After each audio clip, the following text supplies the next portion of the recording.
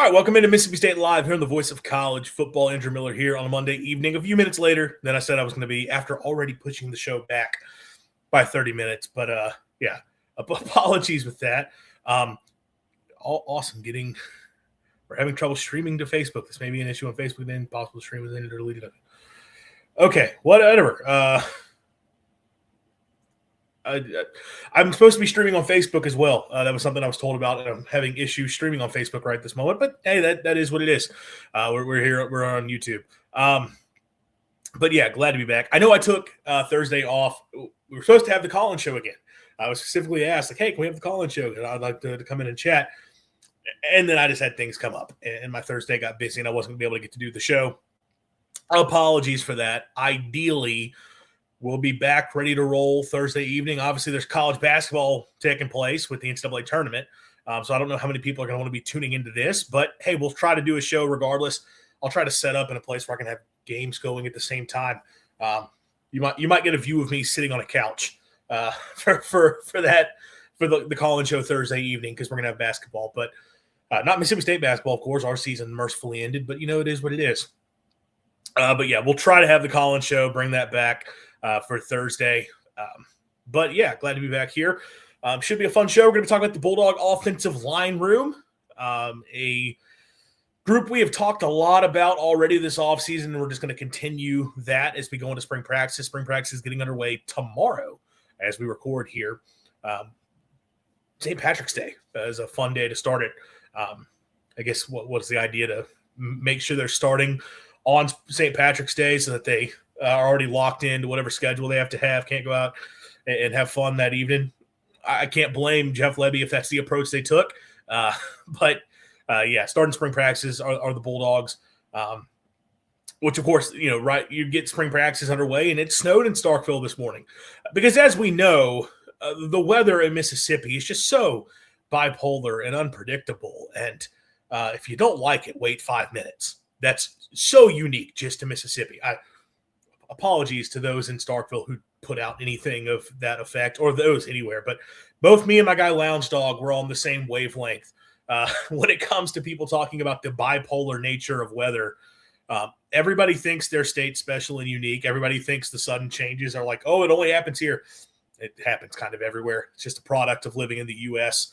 Our U.S. geography leads to sudden changes of weather. And I put out, there's like 15 different states right now. There's definitely some person saying, like, we went from hot to tornadoes to snowing in the span of 24 hours. That only happens here. It happens in a lot of places. Because, I love to suck the fun and joy out of anything. But, yeah, it is kind of funny that there were snow flurries. As far south as, like, Meridian. I was looking on radar this morning. We didn't get that down here on the coast. My family is in St. Louis right now. And they were dealing with the snow. So, like, a lot of the country getting snow after that cold front moved through, which is obviously late season. It's kind of interesting to see at this point. But, it is still spring, though, and spring practice is getting underway. So, we're going to get to talk about that for the Bulldogs. Your quick reminders that you can catch Mississippi State live Mondays at 6 p.m. Central Time, unless I say it's going to be 6:30, and Thursdays at 7 p.m. Central Time right here on the channel, which is why, hey, if you haven't already, please subscribe and have the notifications turned on so you do know whenever I do go live, especially because I say I'm going to go live and then I wait a few minutes because I'm still getting things set up. So you can get the actual alert when I do go live here on the channel. Tell all the Bulldog fans that you know in your life about what we're doing here. Continue growing this channel. Going to be a lot of fun stuff coming up throughout the offseason.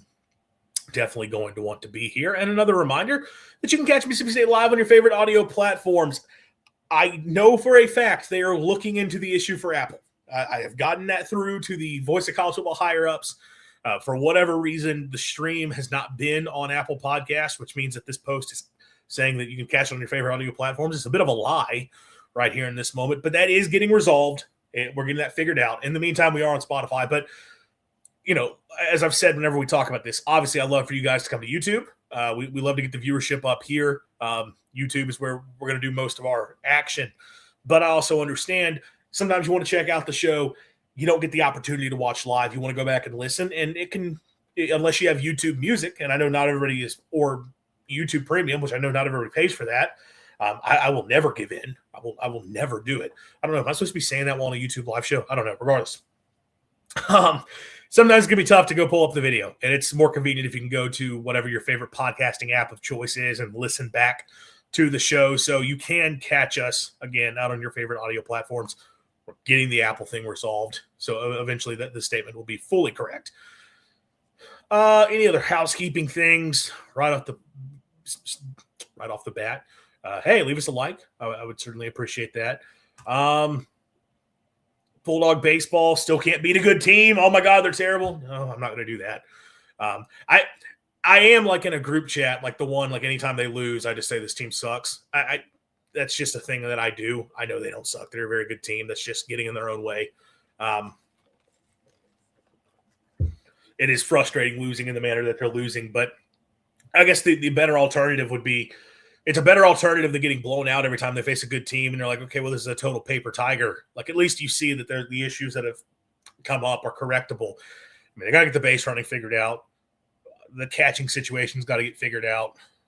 Bullpen, they need a couple of those guys to come along. But there is the fact that, like, you got young pitchers in that bullpen that could get better as the season goes along. You feel like the base running at a certain point, guys are just going to have to get it right. Catching, we'll see. But if you can fix those things steadily over the season, you get to a point where everything's clicking and you're hot at the right time. Going and getting one Fayetteville, perfectly fine. Yeah, it sucks that you could have come away like winning that series for sure. And it's certainly frustrating that Southern Miss, UCLA, you could have won those games as well. But they've still shown enough that clearly very good team. Just have to continue to get better. Got to bounce back, handle Vanderbilt this week, and get that series at home. And if you do that, I think you're on a fine track the rest of the way. Men's basketball season came to an end. Okay. Thoughts? Oh, I forgot the win totals came in. Thoughts on an over-under win total out this week of 4.5. Probably fine. Not fine for Mississippi State. Probably a fine line. I mean, okay, so your non-conference slate. Well, let me pull up the schedule. I don't know why I'm forgetting games. The non-conference games are the ones that I'm not remembering. Will you please load FBS schedules? Come on. Oh, I have to click one more thing. Any day now. Okay. All right. So ULM and Tennessee Tech are wins, right? So you give them 2 wins off the bat. You can't give them a win at Minnesota. Minnesota is a must from Trey Clark. Yeah, no, they got to win that game. I don't think 9-game SEC schedule, man, it's going to be tough to ever talk about State going to a bowl game in a situation where they don't win all 3 non-con games. Because obviously if you only take 2 of them, you got to get 4 wins in conference, which yes, they can do, but typically 4 wins is the high watermark for State most seasons in conference play. So they kind of have to go 3-0 most years to feel realistic about going to a bowl. I'm sure there'll be a year at some point where they drop 1 and are still able to get to 6-6. But the Minnesota game is big. But, I mean, it's a toss-up. At South Carolina is a let's be optimistic about these. So if we're giving them 2 wins with ULM and Tennessee Tech. At Minnesota, toss-up. At South Carolina, toss-up. Missouri, toss-up. Alabama, LSU, right now, losses. Oklahoma, I know it's at home. I'm pretty high on the Sooners. Like, I think you're probably talking about that as a loss. At Texas, loss. Vanderbilt at home, toss-up. Auburn at home, I would give it a toss-up. And then at Ole Miss, I mean, right now, going to be considered a loss. So I came away right there. If you won all of your toss-ups with 5 wins, the over-under is 4.5. And of those games I talked about as toss-ups, I mean, again, you're going to Minnesota, to South Carolina. I guess Vanderbilt and Auburn are both at home, so that evens out. Yeah, man. It's not an easy slate by any means. It's a difficult schedule. Can Lebby survive 5-7? I don't think so. No. I think he's got to get to a bowl. I think he's got to be 6-6. And I'm not saying that 5-7 would be my prediction right here, right now. It'd probably be pretty close to that. I don't know if I'm going to predict more than 6-6. I haven't dove enough into a lot of these teams to know for sure where I would land.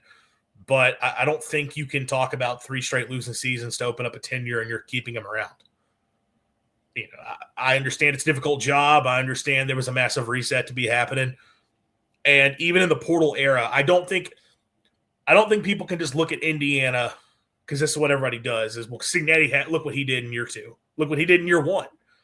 I don't think you can look at that and just say, well, that's what every program is supposed to do. A lot of circumstances aligned really well for Indiana, none bigger than the fact that I think Kurt Cignetti is just the best coach in college football. That's not realistic across the board. And I still think rebuilds do happen in this era, because when you go all in on the portal, every now and then, like, those pieces aren't going to click, right? We see that time and time again. You give him time, but after 3 years, there needs to be more upward trajectory, and another 5-7 season would not be that. I don't care if the win total is 5.5. You could have Mullen today. Would you take that over Lebby? Yes. I mean, I'll be like, I'm not I'm at a point with Lebby. I'll just be completely honest. Like this, I have everyone who has doubts on Lebby. I'm right there with you to this point. I think this past year kind of revealed he has a lot to grow as a coach, in terms of his game management. I think the fact that he still has not been able to get the offense to a consistent level of performing at a high level, or consistently performing at a high level, is concerning when that's what you hired him for. At the end of the day, Mississippi State hired Jeff Lebby because they expected a coach who was going to come in and score points. That's it. I've talked about this on my Twitter before. I mean, I think so much of the reason Lebby was the hire is because fans wanted an exciting product on the field, because they felt like they had not been getting that. Wins and losses aside, the expectation when you hire Jeff Lebby is you're going to go into every game thinking we're going to score 30-plus points at a minimum. It's not been that. So if in year 3 you're still not getting that, even with, like, we're going to talk about offensive line today. Like, I mean, that's part of it. Like, how did you not take a step forward on offensive line year 1 to year 2?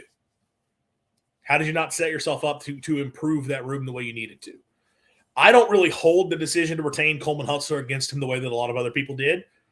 But if Zach Arnett defensively, if that doesn't work, and I think Arnett I'm okay with the hire, but if it doesn't work out, he's in even more trouble. There's also, the recruiting approach to the portal and some of what we've seen. Specifically talking about offensive line again, but even defensively. I was the first person to bring up the Load Holt issue on the show, and I think that position will cost Lebby his job. It's possible. I mean, look, at this point right now, you're more right than, I think whenever you brought that up, I probably contested it a little bit. Right now, what has Load Holt shown to give people a lot of confidence? They've got to get a whole lot better. And obviously the way they handled the Jordan Seaton situation, which I love the aggressiveness. I love showing the willingness to go all in and say, look, man, we got money that we're going to spend. But the fact that you didn't get it, I've talked about this a lot, okay, where clearly you had the money to spend. Where are the players that's being invested into on either side of the ball? And then what just happened with Brandon Snee, okay, that's problematic. Again, we can talk about offensive line here in a minute. They got a lot to figure out when it comes to that group. A lot to figure out. But yeah, like Lebby's giving you plenty of reason for doubt. And, if you look big picture, yes, last season they were a better football team. They took a step forward. They were competitive in games in a way that they had not been the previous season. You beat a couple power conference teams. Big picture, you would say, okay, Lebby's got this thing moving in the right direction. But when you zoom in on the way games individually played out, and you recognize, I've talked about, I don't hold the Tennessee game against them. That game kind of is what it is. But it's one you certainly could have won. You also easily could have lost Arizona State. Let's call those two a wash. You blew it against Florida. You blew it against Texas. You ended the year regular season with 3 straight blowout losses, 2 of them at home, including in a rivalry game. And I don't care that those teams are much better than State. Missouri was not that good of a football team to get beat in that manner. And then you get gifted a bowl game, an opportunity to make a statement like, here's why we're going to be exciting next year, showcase this promising young quarterback, and you looked woefully unprepared for the majority of that game. Lebby has not done enough for people to be excited. So to the question about would you have Mullen over him, I've seen Dan Mullen clearly prove that he's a dang good football coach, both at Mississippi State, also at times at Florida. Mullen is not the right coach for Florida because Mullen's approach is not what Florida looks for. Although I think in this era, an NIL-focused era where you're kind of letting a GM do a lot of the work in terms of your roster building, I can almost see Mullen potentially being even more successful at a program like that now. But you look at what he's doing at UNLV, and yes, he took over a good situation there. Barry Odom did a really nice job building that up, but year 1, 10 wins, play for the conference championship, probably going to be a really good team again, and I think they stayed in the Mountain West. They didn't do the whole Pac-12 move thing. Yeah, man, like the guy knows how to win football games, and I think he'd be open to coming back. I don't know that the man in charge of the university would be open to him coming back. If Lebby gets fired, if Jeff Lebby is not Mississippi State's coach in 2020, following the 2026 season, far and away the most popular name to take over is going to be Dan Mullen. I don't think it'll happen because I don't think Mark Keenum would let that happen. I think Keenum, from all indications, and I do not have inside sourcing on this. This is reading between the lines of what a lot of people who do have better connections have said, that Keenum is still very much unhappy about the way things went down with Mullen and would not be as welcoming towards him coming back as a coach. Obviously, celebrating his time at State like they did a couple seasons ago, that's one thing. Having him run the football program, I don't think he would like it, especially because, look, when Mullen was State's coach, he was regularly looking for opportunities to leave. It's wild. I mean, the guy was the coach for 9 seasons, and I don't think he was unhappy at Mississippi State. He would have found a chance. He would have left at some point earlier if he was not happy at State. But at the same time, he was constantly looking for the opportunity to move up the ladder. I think, 2 things can be true at the same time, that you can look at your current situation. It's like, yeah, I've got a good situation. I do like it here. But you can also at the same time say, if I get the opportunity to jump for something better, I'm going to take it. And I think Mullen was constantly looking for that. And I'm sure Keenum didn't care for that. And I know Keenum did not like how he exited. But, yeah, man, he's still a really good football coach. And Trey, said, I'd take Mullen today. I agree. If we have just an average SEC O-line in 2026, we will get to 6 wins, but I don't see it. If they have an average O-line, I think the offense is going to be really fun. Really fun. But they got to get to an average O-line. That's going to be the big thing to figure out. So why don't we talk a little bit about State's offensive line, where they were a year ago, what we're looking at coming into the spring for our final spring positional preview. Also, do want to hit at the end of the show, we did get news. State's going to have a potential transfer coming. Well, they're getting a visit from another potential transfer late in the cycle. Very talented player. A guy who is shockingly good to still be available at this point in the portal. There is a reason for that. That has been cleared up. So we'll talk about that. They've secured a visit at a position of need, for that matter, of a very talented player. Offensive line. So last season was not what State wanted from that group. Obviously, 2 years ago, you look at Lebby's first season. I think we were oddly optimistic about that group coming in.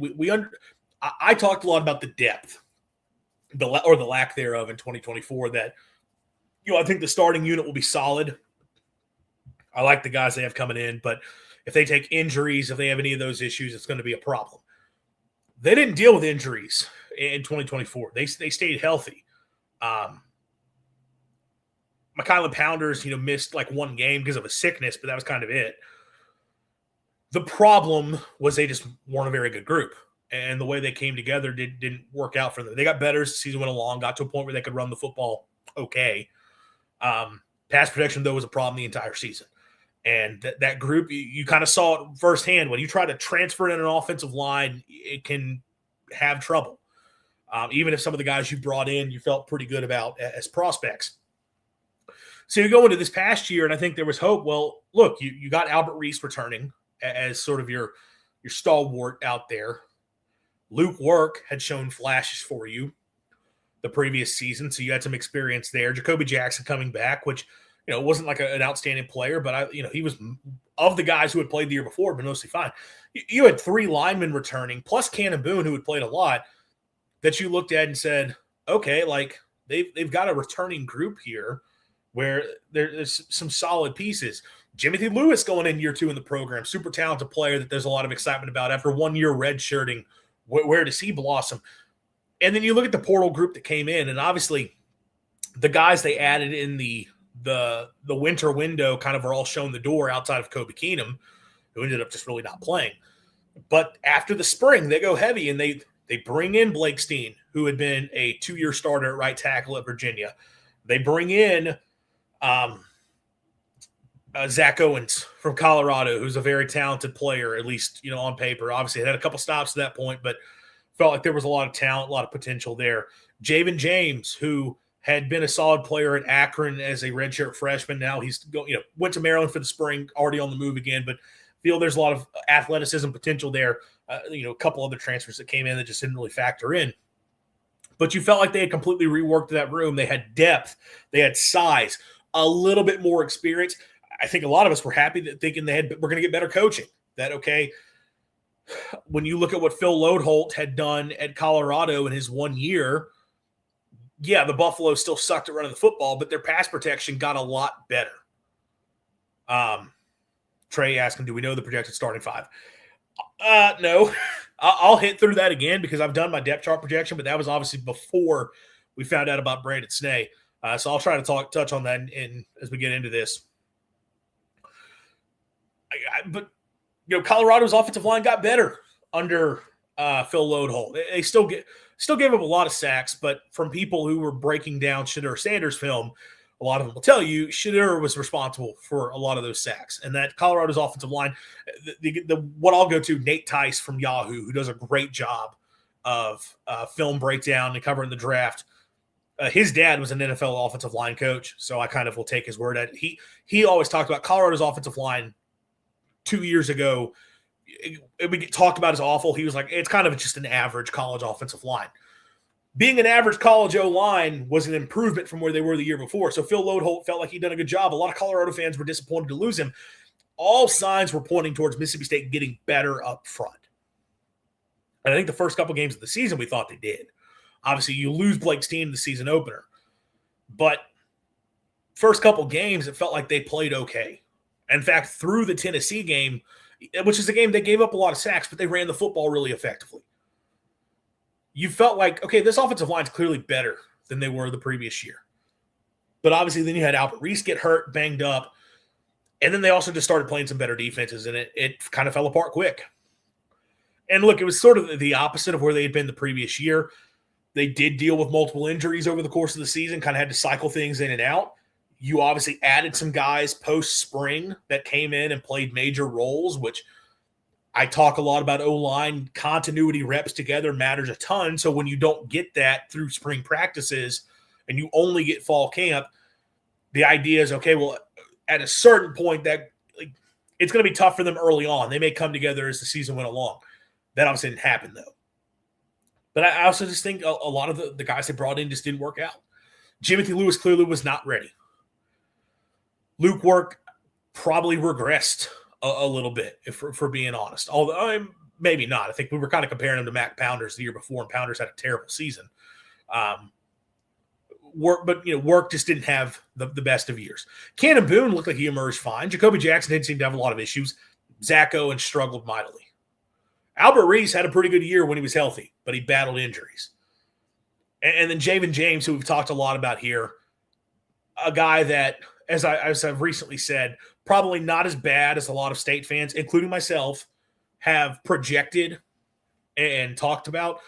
But when it was bad for Javen James, it was real bad. His lows were about as low as you could go. And that's why he kind of had the reputation that he did. You weren't able to get to a point of running the football effectively, at least not consistently over the course of the year. While also pass protection was a problem. Like, at least if you had one or the other, okay, how can we build the offense around that? You had neither. It was a rough group. And now you go into this offseason, year 3, a pivotal year 3, as we've talked a lot about, for Jeff Lebby's future in Starkville. Of the guys who started for you, you're only bringing really one back in Cannon Boone. You had 4 guys that had starting experience at the portal. Obviously, Albert Reese graduates. Jacoby Jackson graduates. Luke Work in the portal. Timothy Lewis in the portal. Javen James in the portal. Zach Owens in the portal. Now, all 4 of those guys I talked about moving on from, who at the portal. Were any of them players that State could be confident were going to be starters in 2026? No. None of them had done enough to that point in their careers to say, for sure, this is a guy that State can count on next year. But that's a lot of experience leaving the room. That's a lot of reps leaving the room. And I just touched on it a second ago. Continuity matters a lot at this spot. I know I'm repeating myself over and over again. If you've listened to this show since I was a part of it, I've talked about this with offensive line like 50 times just this offseason. But that matters, and you're losing it again. So now, again, you go into the spring, it's a big question mark again. And one of the pieces that you were thinking you were relying on in Brandon Snee, who was supposed to play a major role for you and you expected to be your starting left tackle, is not eligible to play. And is now going to be off to whatever his football future is or professional future is. You're in a weird spot. You are. It's a room that's hard to have a ton of confidence in. You got a lot of question marks. I do think there are reasons for optimism. I'll definitely touch on those here as we get into it. But it's the big question mark, and it's what's going to be the defining spot for Mississippi State in the spring. And it's the position group State's got to get figured out the most, and will really make or break this team. So let's really start to dive in. The 2026 offensive line of the guys that we know in the room, and we'll start off with the 2 key returnees you have. So I just mentioned him a second ago. Cannon Boone is your returning starting center. I thought played well for State last year. Made start in every single game. A guy who had been around the program several years, had kind of slowly seen his role increase, and last year wins a starting job when you brought in multiple guys really to beat him. They brought in Kobe Keenan from Kentucky. They brought in Brennan Smith from UTEP. There was the kid who came over from Eastern Michigan that they kind of shown the door after the spring. All of those guys came in to compete for the starting job at center, and who ends up winning it? The guy who had been in the program in Cannon Boone. And again, I thought he played pretty well over the course of the season. Was not locked down, was not incredible by any means, but was a quality starting center for State. And in a group that struggled as much as they did, if you can get a quality starter, you will take that. And now you get him coming into year 2, which I think is big.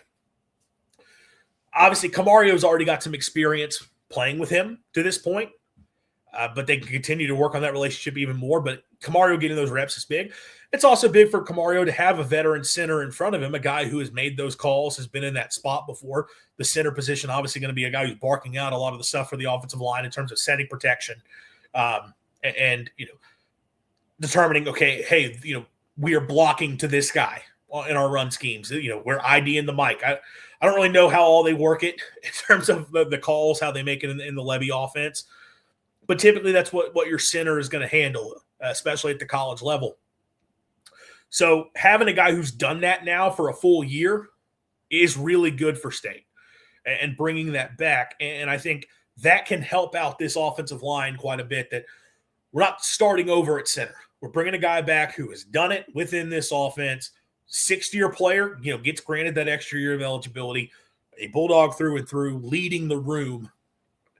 Obviously, you would prefer more than anything else to have a true stud left tackle that had coming back. But if there was anything else you could have, let me have a veteran center who knows what you're doing. You've got that in Cannon Boone as your first building block. That's a solid place to start. The other guy you have coming back, and it's kind of iffy how you consider him a returning player, but that's Blake Steen. As I mentioned earlier, Steen transfers in last offseason after the spring, coming over from Virginia. Had been a 2-year starter for the Cavaliers at right tackle, also made one start at right guard.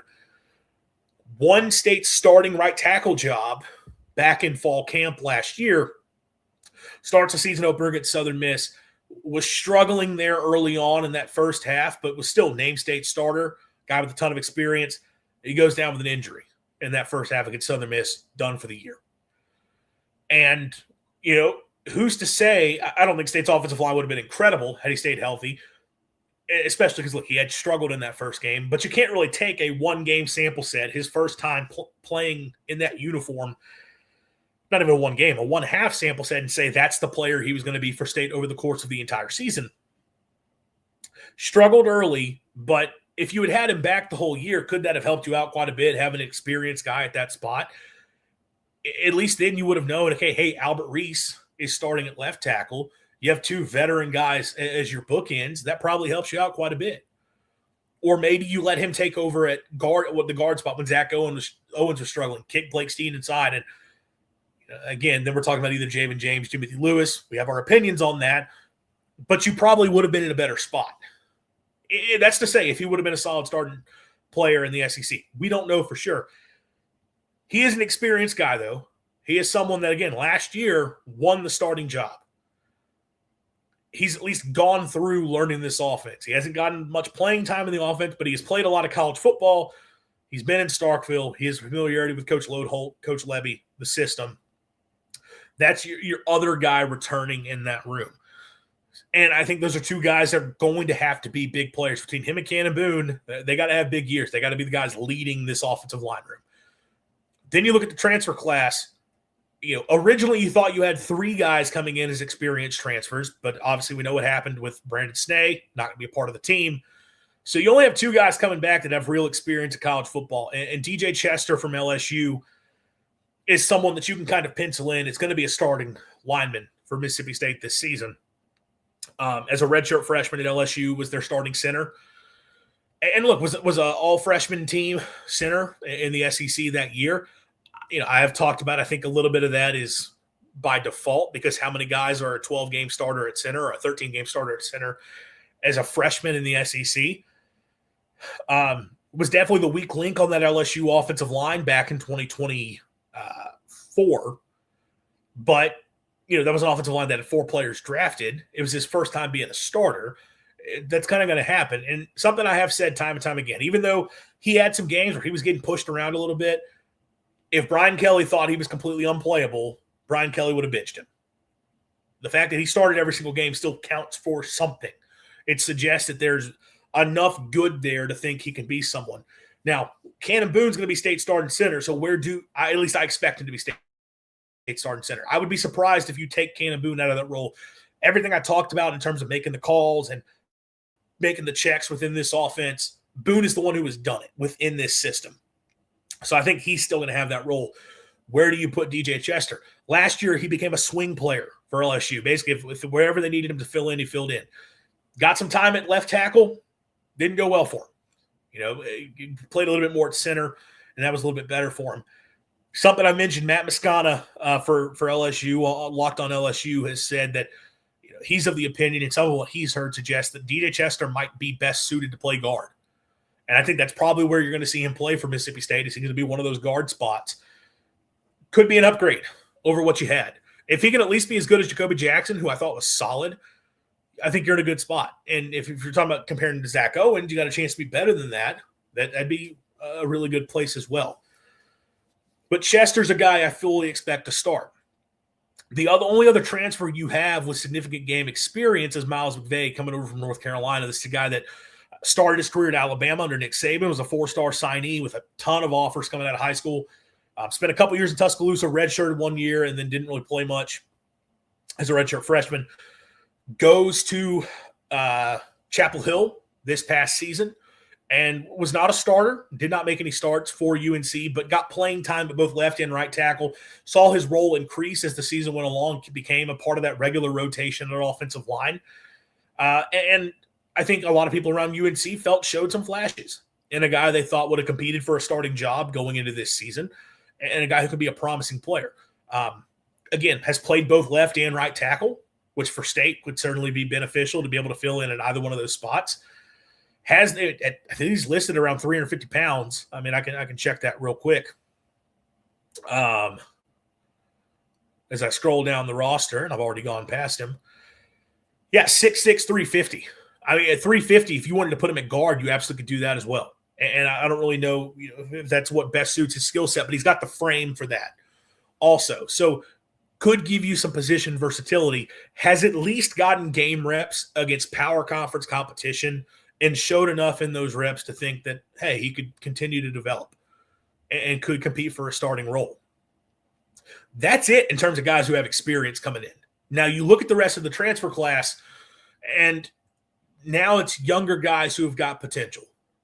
Tyler Miller coming over from LSU was a highly rated signee out of the state of Mississippi. Going into last year for the Tigers, didn't play as a true freshman, dealt with some injuries, practiced at both tackle spots. As I need to adjust my camera there. Also, another guy who's got size, could play guard. He's up around 335, and I think the scouting report on him that I was reading up from Cooper Patanglia at 247 Sports thinks, probably talking about him as a guy that would most likely project as either a right tackle or at guard. May not have the fluidity for left tackle, but was practicing some at left tackle for the Tigers this past season. Bulldog Mississippi sub to you as well. Glad to see you here. But again, got the size. If you wanted to kick him inside, you could do that. Could play him in a tackle spot, though. Very high ceiling, talented young player. Mario Nash, kind of the same way. With him, it's been a matter of can he get the weight up. But this is a kid that obviously State recruited hard a couple of years ago, or I guess going into this past season. Didn't happen for him. He ends up going to Florida State. A lot of people around Tallahassee were really excited about him and his potential within the program. He hits the portal again. It was kind of a battle to get him to Mississippi State once again, but you get him to State and another talented guy, and he's gotten his weight up as well. That was the other thing with Mario Nash. Right now, 6'4", 305. When he was being listed at around 270 something back in the winter. So he's gotten his weight back up into a place where you could see him to compete a little bit. And a guy who's got some good athleticism. I think some have said he probably projects better at a guard. I feel like he would need to put on more weight for that, but could potentially have the size to be able, the lean that you're looking for, that he could be a guy to help out of the edge. Trey Clark asking, who's the Arkansas O-line who came in via the portal? About to talk about him. That is LJ Perdome. Another guy, young player for Arkansas. Past season, really only played special teams. I think got a few other reps beyond that as he took his red shirt. But a guy that the folks around Fayetteville were really excited about his potential. They felt like there was some nastiness to his game, that a guy that going forward they could coach up, develop, and he was going to be a big contributor for them and would have been able to fight for playing time this season, if not compete for a starting job this season. And look, Sam Pittman, say what you will about him, but O-line development has overall been good throughout his career. There were a couple down years there at Arkansas, but his last season, they still had a pretty good offensive line. And even 2 years ago, they kind of got okay. They've really only had one bad offensive line during his time there. So this was a guy in LJ Perdome that they felt really good about. Expected to compete as a guard at Mississippi State and could potentially fight for one of those starting roles. Isaiah Dent from Oklahoma. Definitely, kind of a stereotypical tackle, 6'6", 320, redshirt sophomore, another Mississippi native coming home. Only saw playing time in one game for the Sooners. I believe another guy that kind of battled some injuries. But you're talking about guys who had a lot of big-time opportunities coming out of high school. And then finally, Jalen Matthews, who had started his career at Rutgers before ended up at Florida State. 6'6", 350, probably, again, an interior offensive line guy, but could potentially work as a tackle. These are young guys where the ceiling is really high. There is potential in the room for these to be players that could end up working out really, really well for them. You just don't have any experience out of this group. Like I said, of these 5 guys who have come in, only 2 of them have game action. That's Perdome and Dent. And in the case of Perdome, like I said, I think it was all special teams. Maybe he got a couple offensive snaps. But Matthews, Nash, and Miller have not played. So ceiling is high, but how much are they helping you out this year? It's a big question for sure. Bulldog Mississippi saying the O-line situation is what could tank everything this season. Yeah, we've talked a lot about that already. They got to get this group figured out. So it was an interesting transfer group that came in because these are guys that you feel like you're almost setting yourself up better for the future, which they had to do. They had to improve what does the future of this room look like. But in the short term, in a make-or-break season, how much does it help? Lastly, talk about a few guys who maybe could be in for a bigger role. Your JUCO guys at tackle, Saquon Miles, Jakeem Shumpert-Perkins. Miles was the top JUCO tackle going into last season. State had to beat out Ole Miss, Auburn to get him. Was a big signing. Probably projects most as a right tackle, but only saw action, in one game last year. Took a red shirt. Jakeem Shumpert-Perkins, I think they feel like he's more of a left tackle type, but again, one game. Will one game of red shirting be enough to make those guys SEC ready coming out of the JUCO ranks? There's also Matthew LaFoe, who's the big body guy, another JUCO signing they had. They compete for guard. TJ Lockhart, Tyler's older brother, feels like he's probably in position to start competing for at least a rotational spot at guard. And then a couple of redshirt freshmen. Spencer Dowland, who was your top-rated O-lineman, committed in the last class. State had to beat out some good programs to get him. I think Auburn was in the mix there. Ole Miss was in the mix. That was a really good signing. And then Braden Turnage is an interesting young player, kind of a project lineman, guy who didn't get into playing offensive line until later in his career. 6'7", 320, basketball background, really athletic player. That's a guy that if the traits click, you might have something special. But it's probably talking about a couple years. I don't know how much he's really going to factor in this season.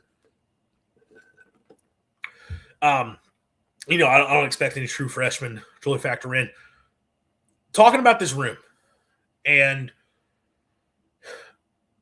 I think the overall depth and quality of the depth has gotten better. And year over year, I would say that for Lebby. That improved from year 1 to year 2 from Lebby, and I think it's improved again from year 2 to year 3. The young guys State has in this room are far more talented than the young guys Jeff Lebby had when he took over. What has not yet improved is your starting group on the field. That didn't improve year 1 to year 2. It arguably got worse. What is it year 2 to year 3 is kind of the next big question there. And the lack of experience is concerning, for sure. You've got 2 guys who have played considerable college football last season. You have 3 guys who have gotten starts last season. You got 3 guys who have been regular starters at any point in their career.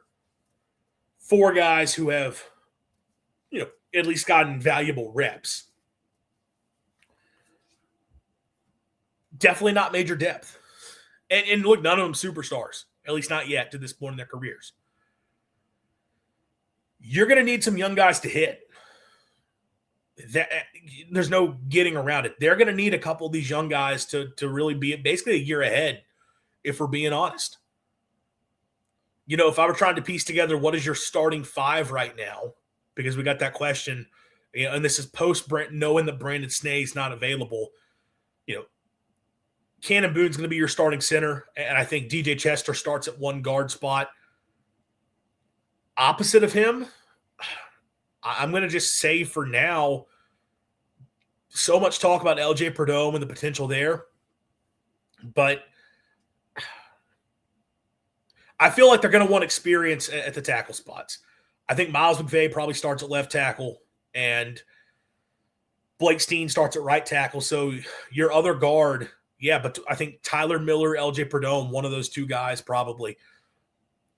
Possible that Shumpert, Perkins, or Miles could compete for a starting role, and then at one of those spots, and then you could talk about kicking one of your tackles inside.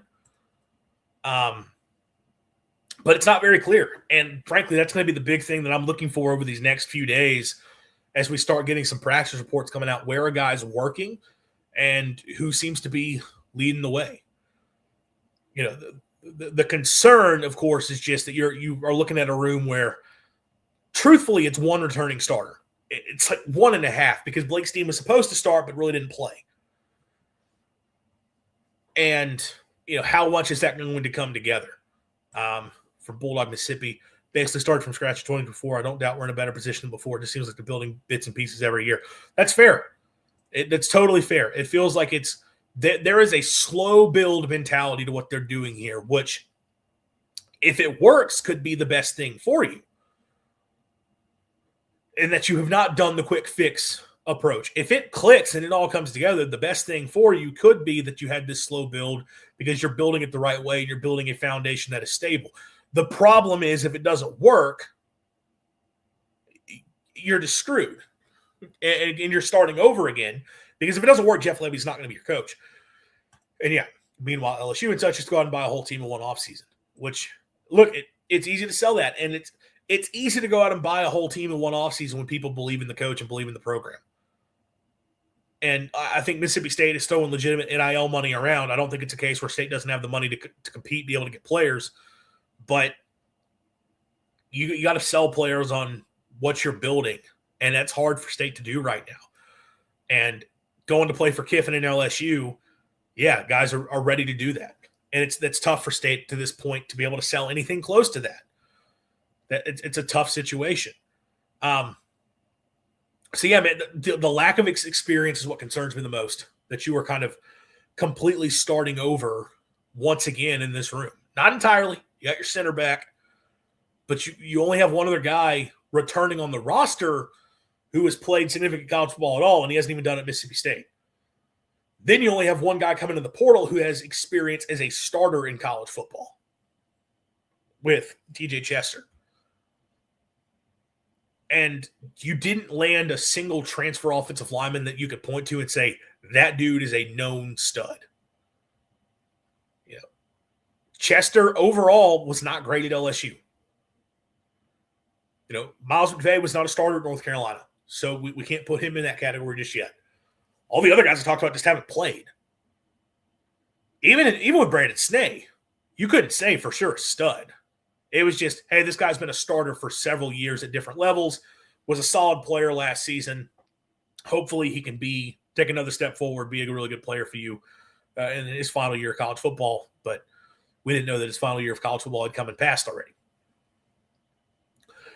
So it's concerning. And as we've talked about a lot, if you don't get this group right, it's going to be trouble. It's going to be trouble. Now, if I'm going to be positive in what I look to, I do think there's a couple things that you could be optimistic about. I think the chance for the interior offensive line to be good is pretty decent.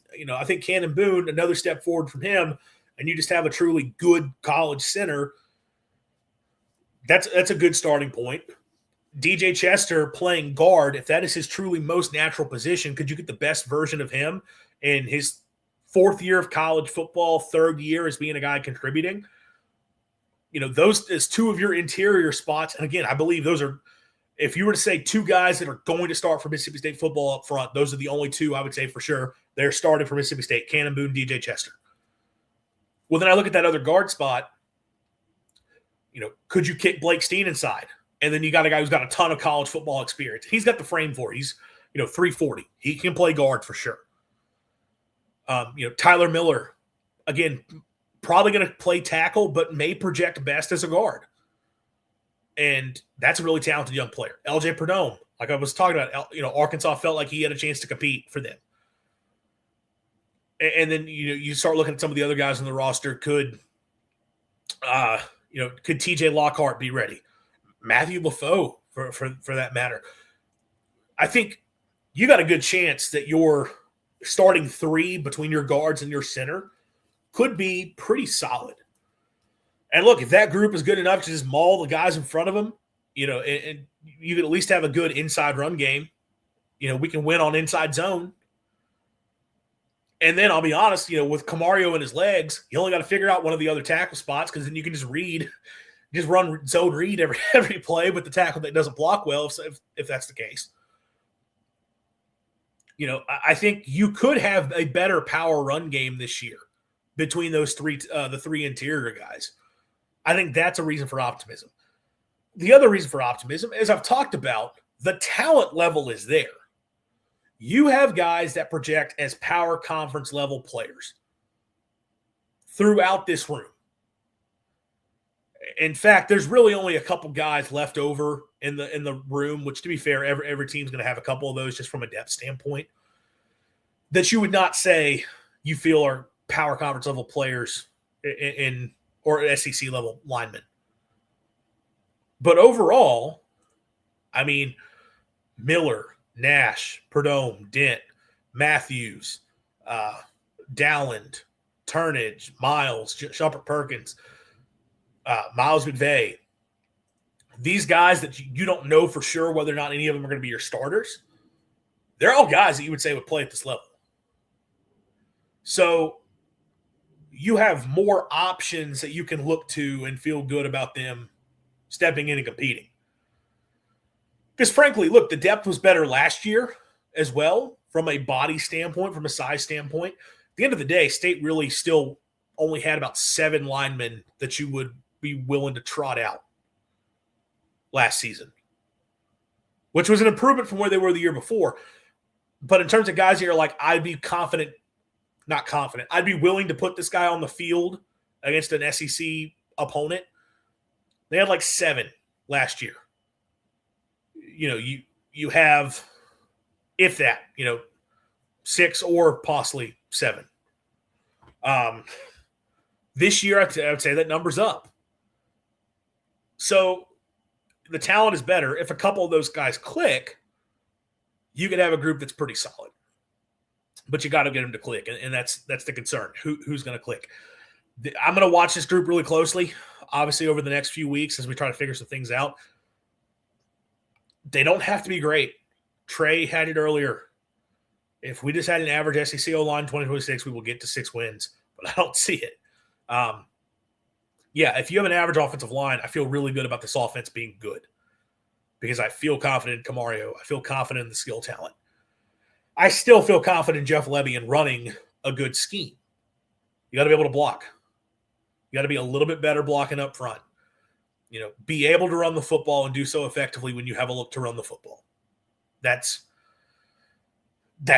bit more than anything else. That's what they have to get handled. Even the pass protection stuff, because if you're running the football more effectively, then it doesn't help you out when you comes time to protect for the passing game. But teams didn't have to worry about it and were able to really pin their ears back, and that created the problems they did. I do think the interior offensive line could be pretty good. The talent ceiling is solid. You just need guys to click, and you haven't yet seen enough from many of them to feel confident in that happening. It's a major question mark. We'll see how that works out. All right, last thing we're going to talk about here. Got the news today that from Chris Homer of CBS Sports, Baylor edge transfer Cameron Morgan has set up a visit to Mississippi State on April 4th. The top-rated player available in the portal and the only available 4-star, like a 90 overall 4-star in the transfer portal. Edge rusher out of Baylor. What's he listed at? Sorry. 6'5", 251. Was the top-rated signee for Baylor last year. 4-star coming out of high school in Dallas. Held offers from Arizona State, Texas A&M, Auburn. So Baylor beat out some big-time programs to get him. Was the number 38 player in the state of Texas by 247 Sports, 91 overall 4-star. And like I said, a 90 overall transfer, up over 250 now after his freshman year. Got good size, good pass rusher, sort of what he was billed as coming out. Kind of could play a true 4-3 defensive end role, but could also drop back. can play out of a 2-point stance. Has shown some ability to drop into coverage, and a really talented young player. Did not play much for Baylor this past season. Got action in 10 games, 6 tackles, 1 quarterback hurry. I do think the Auburn 247 site, they had that he had 6 pressures, which I guess PFF does pressures different than they do quarterback hurries. But obviously, a guy who didn't play a ton but got a few reps. I can't sit here and tell you that I've broken down Cameron Morgan film right to this point to give you an idea. And frankly, for as little production as you've got, you're probably not going to be going and watching a lot. The transfer rating is obviously off the potential. This is still an incredibly talented young player. This is not a guy that Baylor wanted to lose. This is a guy that was going to be competing for a bigger role at Baylor this season, if not a starting job, had he chose to stick around. The reason he is still available, if you're wondering, so he had committed to Virginia Tech coming out of the portal. Was going to go play for James Franklin, which, hey, that's another one. James Franklin, Virginia Tech, Franklin from his time at Penn State, look at all the pass rushers that he had coming through his program. If Franklin's willing to take you on, that probably speaks pretty well of you. Ended up not being able to stick at Virginia Tech. There was a eligibility issue with Virginia Tech in terms of it was some class thing or whatever that hadn't gotten resolved. Wasn't able to enroll there, re-entered the portal. That issue got resolved at Baylor. Whatever was the problem, they got it taken care of. He is eligible for this upcoming season of college football. Doesn't seem to be looking to go to Virginia Tech again at this point. Auburn is the other school he has a visit scheduled with, that being March 28th. So, look, State is going to have to hope that he gets through that Auburn visit without committing.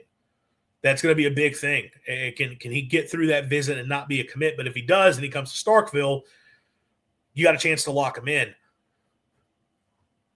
Is it proven production? No. Is it a player Mississippi State absolutely wants to add? In my opinion, yes. We've talked a lot about that edge rush spot, that Sam linebacker position in Zach Arnett's defense, as being a position that, one, is incredibly crucial towards success, but two, one that they didn't do a good job of addressing in the offseason. They brought in one guy when you have a room that does not have any experience returning. You've got Tyshawn Willis on the roster, who's probably going to play that role. Didn't play as a true freshman, redshirted. Jabrias Stewart is a guy that, maybe not Jabrias Stewart, one of the linebackers, LaKendrick James. Sorry, I was mixing those two up. LaKendrick James is a guy who has the frame for it, but you haven't seen it. You don't know. Could you move someone else on the roster like a Darian Gillette, like a Tyler Lockhart to that role? Sure, but they haven't played it. You're bringing in Micah Nickerson as a true freshman, and he's already on campus, and there's a lot of excitement there. Again, he hasn't done it. Is he going to be ready to play right away?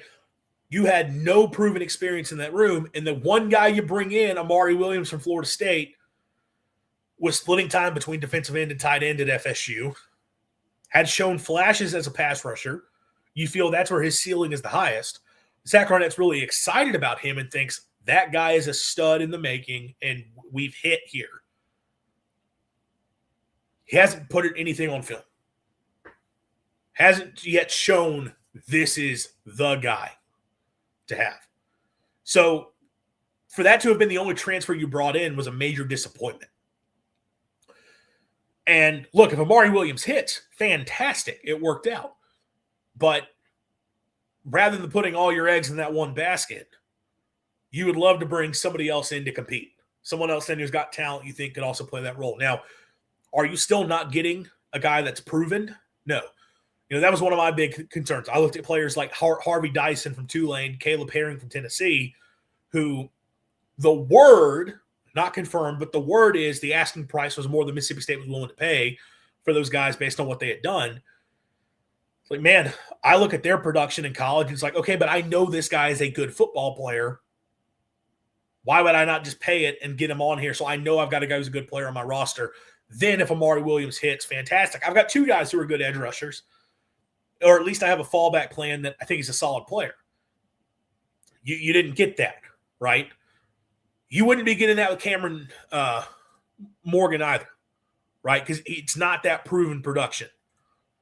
but it is a guy who is very talented, has a high ceiling, and could give you another good, talented body in the room. So I think there was a lot of talk coming out of January that, hey, like State was still going to look to add bodies to the roster, after the spring. Even though there is not a spring portal window, any players who have not enrolled anywhere, you can still go get them and bring them onto your roster. You were going to be looking to add somebody. Didn't feel like there were a lot of great options out there. We talked a lot about offensive line today. People have asked, well, can we go find another tackle? Go look at the available tackles. Tell me who you want. I won't be shocked if State were to add an offensive lineman to the roster just because, okay, it's another body to the room. But especially now that you've lost Brandon Snee, but you're not bringing anybody in at the offensive line who's got a chance to be a starter for you. Cameron Morgan is talented enough. He would have the chance to be a starter. That's a guy who would have the chance to step in and be a big-time contributor for you right away, solely based on talent profile. So it's a position of need for State. You got the opportunity to add a really impactful transfer late in the cycle. Hopefully that works out for them. That's a player that would be a really good get for the Bulldogs coming out of the spring if they were able to add Cameron Morgan to the roster. So we'll see how that works out for them if they can make that happen. That will do it for me today. My voice getting shot. My goodness. Went over an hour, which I just did not see happening. But hey, I'm perfectly fine with that. Really fun show. Glad to be back. Enjoy having the chat, the conversation with you guys. We will once again say that we'll be back on Thursday, 7 p.m. Central Time, going while there's NCAA tournament games going on. I'll have to get my setup to where I can be watching games and recording, but I know there's been a couple times we haven't been able to do the stream, but we'll try to make sure it happens this time. So, yeah, Thursday, 7 p.m. Central Time, you can be back here on the channel. Bulldog Mississippi, great show. Thank you so much. Really appreciate it. Love having the interaction with you in the chat and everybody else who contributes. Love it. Be back Thursday. If you haven't already, please leave us a like on the video. Subscribe to the channel and have the notifications turned on so you do know when we do go live. And while I'm thinking about it, SEC Live. We didn't go this past week over on SEC at the Voice of College Football, but if you were wanting like a preview of the NCAA tournament and the SEC teams in the tournament, I know State's not involved, and therefore some of you just may not care at all, and that's fine. I don't blame you. But if you're curious about who in the SEC could go on a run, could be competitive, we're going to have Max Barr from Southeastern 16 going to join the show Wednesday night, 7 p.m. Central Time, to talk about the SEC and the NCAA tournament. So go check out SEC at the Voice of College Football. Subscribe to that channel as well to catch me there. Like I said, we're going to have some NCAA tournament content over there. Thanks to everybody. And as always, swing your sword and Hail State.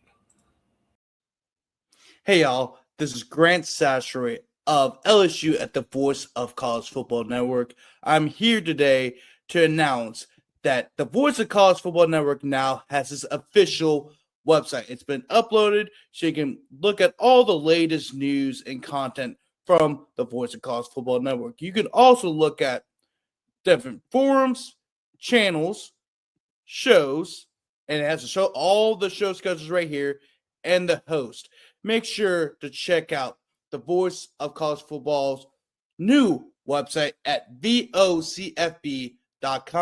Once again, vocfb.com.